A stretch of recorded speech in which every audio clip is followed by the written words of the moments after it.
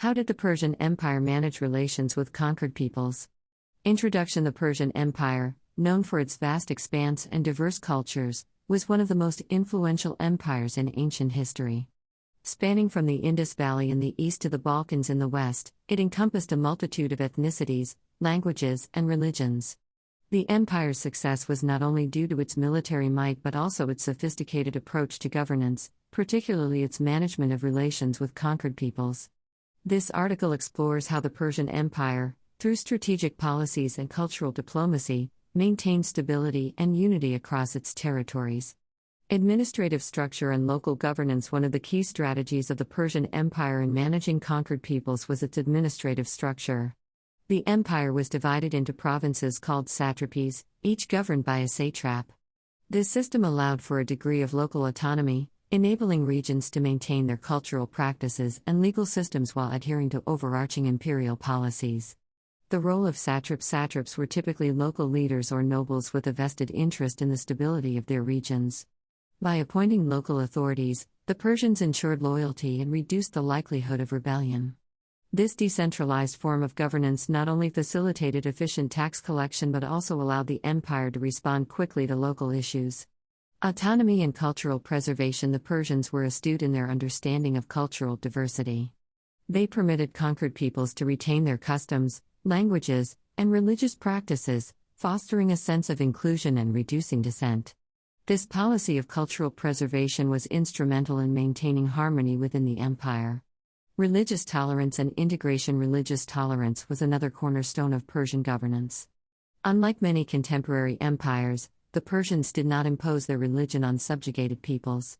Instead, they embraced a policy of religious pluralism, recognizing the importance of spiritual autonomy in achieving political stability. Zoroastrian influence. While Zoroastrianism was the dominant religion of the Persian Empire, its principles were not forcibly imposed on others. The Persians believed in the coexistence of multiple faiths, allowing diverse religious practices to flourish under their rule. This acceptance fostered goodwill and minimized religious conflicts. Support for local temples and shrines. The Persian kings often supported local temples and religious institutions. By funding the construction or renovation of religious sites, they gained the favor of local populations and clergy. This practice not only reinforced the empire's commitment to religious freedom but also integrated disparate communities into the imperial fold.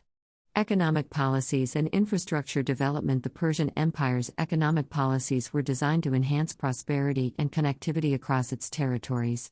By investing in infrastructure and promoting trade, the empire created a cohesive economic network that benefited both the central government and local populations.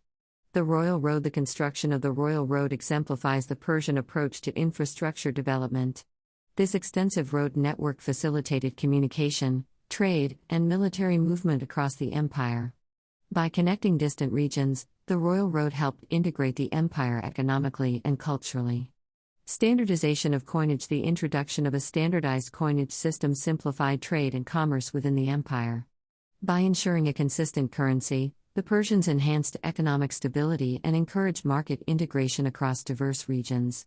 Concrete examples and use cases. The Cyrus Cylinder. Considered one of the earliest declarations of human rights, the Cyrus Cylinder illustrates the Persian approach to governance.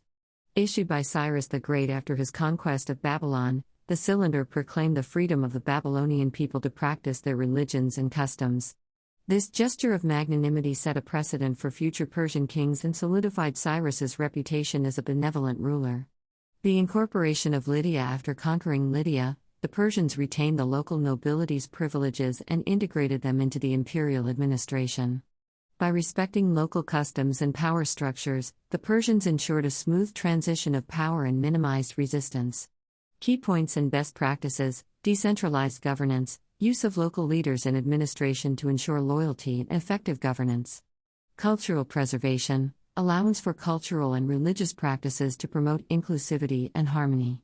Economic integration, investment in infrastructure and standardization of currency to enhance connectivity and prosperity. Diplomatic gestures, acts of goodwill, such as the Cyrus Cylinder, to gain favor and legitimacy among conquered peoples. FAQ 1. How did the Persian Empire maintain control over such a vast territory? The Persian Empire maintained control through a decentralized administrative system, religious tolerance, and infrastructure development, which facilitated communication and integration. 2. What was the role of satraps in the Persian Empire? Satraps were provincial governors who managed local affairs, collected taxes, and ensured loyalty to the central government. They played a crucial role in maintaining stability across the empire. 3. Did the Persian Empire impose its culture on conquered peoples? No, the Persian Empire allowed conquered peoples to retain their cultural practices and religious beliefs, promoting stability and reducing resistance. 4. How did the Persian Empire facilitate trade within its territories? The construction of the Royal Road and the standardization of coinage were key initiatives that facilitated trade and commerce across the empire. 5. What is the significance of the Cyrus cylinder? The Cyrus cylinder is significant as it represents one of the earliest known declarations of human rights, highlighting the Persian Empire's policy of religious tolerance and cultural preservation. Conclusion: the Persian Empire's management of relations with conquered peoples was characterized by strategic governance, cultural diplomacy, and economic integration. By respecting local customs and promoting religious tolerance, the Persians created a stable and prosperous empire that spanned diverse cultures and regions.